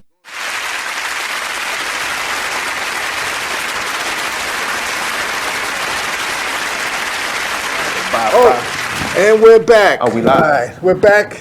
We see we got to chopping it up. As always. Welcome back to Living a Rich Life talk show featuring Diwee, Sewell here on BeExposedRadio.com. We're talking about serving the community. We're talking about the GROW program. And before we left, we talked about resources. Let me ask the question, what would you do with an unlimited amount of resources? Oh, I know exactly what I do. So the problems that we have. So we talk about our community, right? The inner city community. What's the problem? Why little Ray shot J Rock, right? Why did this? Why did that happen? Why people selling somebody drugs? with those names? Of course, we all know Ray or J Rock. Okay. I don't know, but I'm just funny. I'm just throwing names out there. But the point I want to make is that the problem to our community, we can say all these different things, man. I believe it's largely economics, right? I believe it's largely economics because, first of all, how do we get here, right? Because let's talk about Black Wall Street, let's talk about Rosewood, Seneca Village, Chubbstown, all of these communities that had thriving, they were thriving Black communities. They don't tell us this, but 1890, 1900, early 1900s, we had Black millionaires, right? We owned our own towns. In our towns, we owned our own banks. We owned our own movie theaters, supermarkets, libraries, schools, planes. We had these things. They don't teach us this in school. Again, that's why I teach my kids my own stuff in my own curriculum, right, with facts. Yep. But if we were living this way and we had these things, what happened? What changed? And when I lecture or when I teach, that's one of the things I teach. Because if we're trying to find out a solution for something, right, let's not start so if a person that acquires businesses, right, if he comes to take over a Fortune 500 company, he's not going to look at the book solely from today. Right. He's going to have to study, he's going to have to go back, way back, to understand how the business operated when it was thriving and when things started to change if he wants to really figure out the problems of today with that business. Right? So he's not going to start today. He's going to go in the back. So that's why I want to say we need to go backwards, right, and figure out how we were doing during the time of Black Wall Street and how we got here. Now, there's a long conversation. I have the answers, but it's a very long conversation. That is an extremely long conversation. One of the things I think, and it's kind of a sidebar, but I truly don't believe still we support each other like we can. No, we don't. Right, and for whatever reason, right, at the end of the day, I might have said this to you at one point in time, we can all win. We can all win. Right now, I think, again, as I say, I make it a business to take my guests to a spot that's Black owned. You know, and I think, again, because we have some folks, we got some bad, I'll say some unfortunate stereotypes, but at the end of the day, we can all win. And then I'll leave at that. Okay. You know, but unlimited resources. What would you do with that? Yeah. So I would use those resources to get back to the reason I brought up Black Wall Street because that is the model. Yep. Right. Yep. That is the model. And if anybody's knowledgeable about Black Wall Street, again, I don't want to go too far off track. I'm gonna get back to your question. But just imagine if the government didn't drop bombs on us, the first bombs that were dropped on us on this soil. Just imagine if they didn't drop bombs on us. Just imagine if they didn't destroy Black Wall Street, Rosewood, Seneca Village, Chubbstown, all the towns across this country. If they from 1918 to like 1927, 28, just imagine if they didn't destroy all those towns and allow us to just continue to thrive the way we were doing. We would be like the Black Wall, like the Wall Street in Manhattan. So to answer your question, if I had unlimited resources, I would implement the same strategies that develop those communities, right? Because here's the thing. At the end of the day, I'm gonna use my company as a small, very, very small example of some of the solutions. So my company is small, but it has already created some of the change that society says can't happen, right? So my background keeps me from certain things. I use Tonio, one of my mentors that's still down with the program, but he's moved on. He has a great job downtown, bought a house, making a lot of money. He moved on from me, but when I first came back to Baltimore years ago, he was making a transition from his background. And I was able to afford him some opportunities. He took advantage of those opportunities, full advantage of those opportunities. And so what I'm saying is that, so the average person that's in a community doing some of the things that they doing, if they had somebody who they looked up to, a big homie that they looked up to, who could give them some opportunity, say, listen, man, you know, I got a company, we got a company, look, we can do this a little different. So now we have some stuff that we can say is ours, some stuff that we can say that we actually own, right? So now we making money, we making good money, we're able to take care of ourselves, we're able to take care of our families, right? Because at the end of the day, that's what everybody want to do. Everybody want to be okay, right? Yeah. So those same people are the ones who can reach back and be the leaders, because keep in mind that there was a huge gap, because we know that the group ALEC are the ones who are billionaires who own prisons, who fostered in that whole mass incarceration era. And it was solely to fatten their pockets. So, you know, by 200%, black men just got wiped out of the communities, right? And ALEC are the ones who created laws like stop and frisk, mandatory minimums, and they literally did this and passed the laws or passed the legislation straight to legislators to go get it pushed through. And Billy Clinton was one of their main hitchmen. But the whole goal was to make them billions of dollars and fill their prisons up at our cost, because yeah, you could say, yeah, we was breaking law, but at the same time, we also know that we were not breaking laws and still getting locked up. Yeah, but we also know that, you know, white people and others do drugs at the same rate, if not more, but they not going to prison at the same rate, because there's no such thing as stop and frisk. And at Wall Street, they sniffing all the coke they want, but nobody's just pulling up on them and stopping them unlawfully, right? But anyway, I could go so far off track, but basically, because again, I told you, I got the answers, I really do, but it's going to be a long conversation. But to keep it simple, he said, if I had endless resources, what would I do with them? And I would nation build. I would make sure that we're owning our own businesses, owning our own schools, owning the land that these things are on. I would say that once we own these things, we create a network that ultimately develops our own political parties.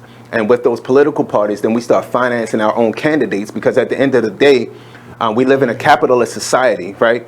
So capitalism fuels politics, right? So all politicians are going to acquiesce to who's ever funding them, and we ain't got to say acquiesce like in a negative way, like they pandering or whatever. But you just got to say what it is. It's a network where, so we need to have our businesses, and then we need to get into political realm. And that's going to change a lot of the stuff that's happening in our communities, because maybe we can police ourselves. So I grew up before I moved to Africa, I was living in the Jewish community for years, and they got their own ambulance.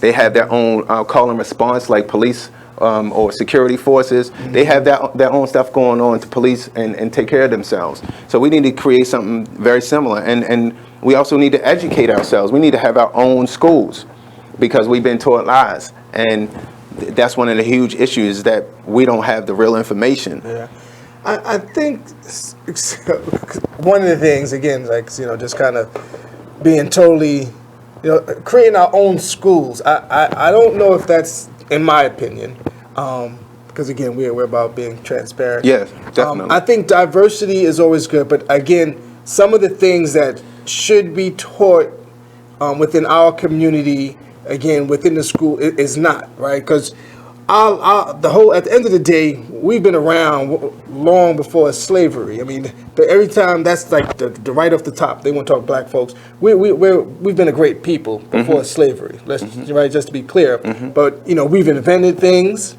and at the end of the day, some of that stuff does not really get taught within the school. So I get that, and I'm just speaking just from the education.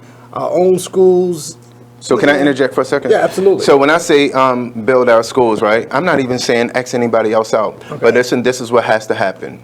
So with this curriculum, when I get into my section called Hid Story, okay, what I teach. Let's get into it. Yeah. So what I teach is that. So I was telling some of my friends, they wanted their kids to watch this slave story, that slave story, this movie, and they hit me up. It's like, you should do an event and have all the kids watch this.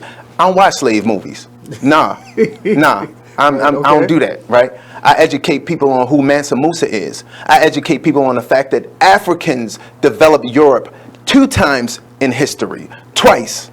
And the Moorish castles still stand today. Well, they call them Moors, but they were Ashanti soldiers. And after the Catholics, as a matter of fact, if you guys don't know, but Christopher Columbus grew up in a Europe that was ruled by Africans. You hear me? So what am I saying? I am saying that we got to first know who we are from a powerful standpoint. I mean, truly know who we are. Because as African Americans, we teach stuff like a black person made some peanut butter through soybeans or whatever. I ain't trying to hear none of them stories for real. Because at the end of the day, it's still taught from a very subservient position. Okay. A white man allowed me to sit on his land and make some peanut butter. Nah. Nah. Okay. Nah, we gotta teach power first. And once we have power, we're gonna look at the world different. Gotcha. So now when we build our own schools and we teach our kids who they are, and they no longer feel like a second class, third class citizen, now they can go to school with whoever. Right. Now they can go to school with whoever. And then whoever can come to our schools. How about that? How about you come to our schools on our turf and learn about our history? And at that point, we can learn some of your history too. Right. But it ain't going to keep being this biased situation where it's impossible not to be racist if you grow up in this country. It's impossible. It's impossible. And when I say racist, I'm not talking about the wearing a hood and burning a cross. Right. I'm talking about your understanding of the power dynamic. Gotcha. Okay. I appreciate it. And that was passionate. I love it. I love it. See, that's what I do. I will bring it out of you. You're the author of cool, but you just got passion right there. Right? I love it. Okay. So let's. I know you have some more. There's a few things. You got a few things that we were looking at. Because let me see how much time we got here. Okay. We got about 15 more minutes. He ain't coming and break us up. So let's get into some more of these questions. So cool. So what do you, in terms of for this year, 2020 is beginning. And shout out to Dwayne Sherrod, because I done took his 2020 experience. It has begun. Oh, okay. All right. So what do you want to achieve for this new year? What are you envisioning? Oh man, it's I know exactly what I want to achieve for this year. One, I want to publish my curriculum. I've already decided on a strategy, because this project is kind of like Jay-Z's Reasonable Doubt or any artist's first album. It's a lifetime body of work, so you'll keep revising it, you'll keep changing it, you'll keep editing it, and it'll never come out. So I am going to put it out this year, but I have some strategies to re-release it with some updated deluxe versions and some other versions and things like that. So that is a goal of mine, to publish this and get it out there. Okay. Obviously, I have some business goals with the behavioral health. I finally got my license.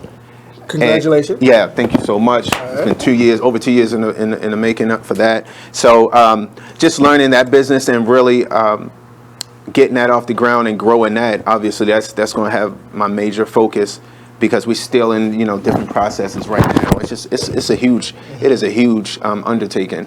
So definitely getting business off the ground, publishing the curriculum, and still doing events. Okay. So they're some of the things at the very top of my list. All right. You got any events coming up? Absolutely. Yeah. So we're bringing Art Taste back, and everybody who loved Art Taste last year, Art Taste? Art Taste, and the event is like it sounds. If you don't already know what it is, we're fusing art and food. So Aaron Mabin, he does like an art exhibition, and then we have young dope chefs that do an art exhibition. Shout out to my man Bashir, he blessed us last year. And we bring in fashion. Shout out to my girl Tony at Catwalk. She does an excellent job of just decor and live mannequins, and she's just a brilliant when it comes to that type of thing. Okay. And the DJs, you already know. So we have the great music, and so Art Taste, that's coming out. We're gonna do it in April again. Okay. April. So I'm writing this stuff down. Yeah. My notes. All right. So if there's one message that you can give supporters, what would it be? One message that I could give to supporters. I really think that something that everybody can do. So when we start thinking about the huge problems that's going on in our community, it can seem overwhelming and daunting. This is what I want everybody to do, something real simple. It's actually huge though. Support each other. So drive across town. If you know that you want to get a haircut, if you know you want to buy some hair, bundles of hair, whatever, drive across town and go support the sister. If you know that you're trying to buy a bike or a car, drive across town and go support the brother.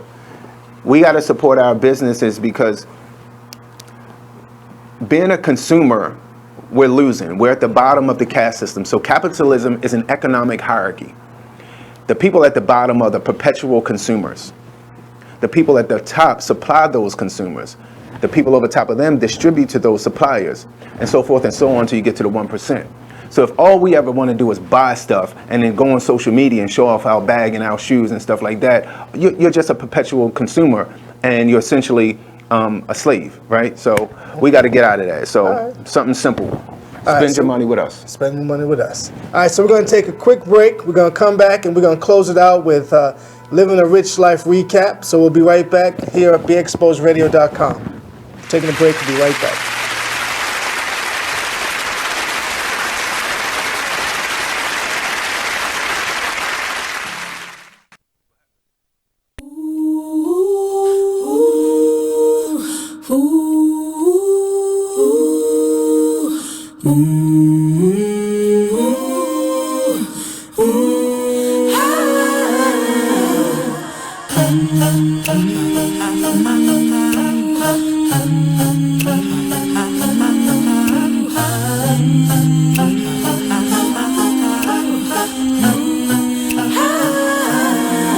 You're like an internal bleeder.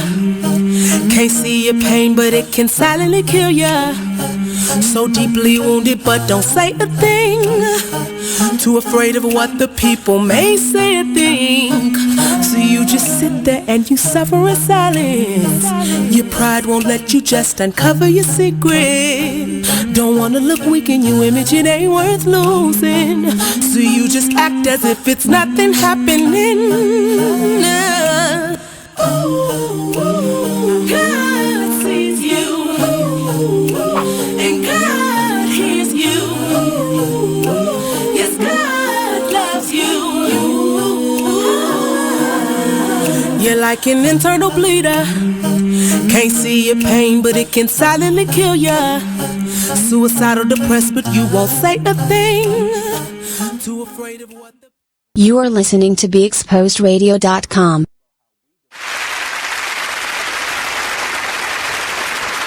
All right. Welcome back to Living a Rich Life talk show featuring Diwee, Sewell. Yes, yes. We're going to close the show now, something I like to call Living a Rich Life recap. So again, today's topic, this episode, we focused on serving the community. Yes. And I appreciate your input, your expertise, and sharing, again, the GROW program. Yes. Again, which stands for? Getting Ready for Obstacles in the World. Okay. So we had some really good discussion. I think there's some opportunity for some follow-up. And to be honest, I look forward to maybe working with you in some form of capacity whatsoever. I'm with it. We got 360 something days left in the year, so at a minimum, I know I'm gonna see you at different events. Absolutely. You know what I mean? But I want to make sure that we continue to grow. So what I want to do is I generally ask this question before I give up my closing. So we talked about all this good stuff. So the question is, what does living a rich life mean to you? Living a rich life. What does living a rich life mean to you? Living a rich life encompasses the things that we talked about today. It's about nation building, and like I said, nation building is following that blueprint of Black Wall Street. Being business owners, I'm a small business owner. I've been able to hire some of my brothers and give them opportunity. I've even been able to hire my kids and give them direction in life. And I've even leveraged my business, as small as it is, as small as the finances that come in. I've even leveraged that to, network with some of the politicians that I respect, and shout out to Marilyn Mosby and different political figures and public figures that I really respect. I've been able to support on whatever levels I could support on. helping my brothers build themselves up, their businesses, making sure I go out of my way to support their businesses. Because yeah, sometimes the price points may be a little more expensive than someone else, but I understand, yeah, I could go save $1 by going elsewhere, but saving $1 at the expense of the community, at the expense of their vision, knowing what's at stake. Because what's happening is, in these communities, in our communities, everybody's coming there to make money and take the money away and build their communities up. And that's why our communities look so dilapidated and run down. So, so living a rich life is about having our own, developing our own, nation building, building each other up. And it's not about selfish things. Okay. So Bob Marley said it. I like this Bob Marley quote that I put up before. Bob Marley was asked by a reporter, a European. He said, "Are you a rich man?" He said, "Rich? When you say rich, what do you mean?" He said, "Well, do you have a lot of possessions? Do you have a lot of money in the bank?" He said, "Possessions make you rich?" He said, "No. My richness is life forever." So that's my thing. Legacy. I was talking about earlier today. I said, when none of us are going to live forever, but the goal is to create something that will. Okay, I like that, and that's a good way. We'll close it out with this. So I generally like to read something, my own thoughts and things of that nature. So many people find themselves wanting to serve the community, but have no idea where to begin. Most working professionals have had some experiences with volunteering or community involvement in the past, whether it's with a service club or a school organization. Once you enter the workforce full-time, it seems harder to become engaged in our community because all the factors pulling for our time, things of this nature. So whether it's family, friends, children, or any other personal involvement or commitment we have, it just seems like being an active citizen is harder than we thought it would be. Yeah. I encourage you to find a way to give back because ultimately we can all win. And I mentioned that. I've seen this. Get involved, get engaged, make a difference. So in the words of Diwee Sewell, think big, live humble. So again, thank you, Diwee, for being on the show. Thank you. Again, I am your host, Rich James. Tune in next week when Living a Rich Life talk show features public figure, yes, I said it, Mr. Sensational himself, Dave Cowser, and musical artist Girl, here on BeExposedRadio.com. Thank you for watching. Thank you for listening. Until then, let's talk about it. See you next week. Okay.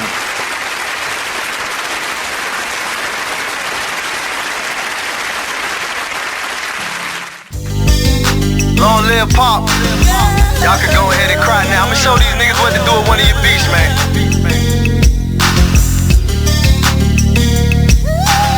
I am Gas, by the way. Strong.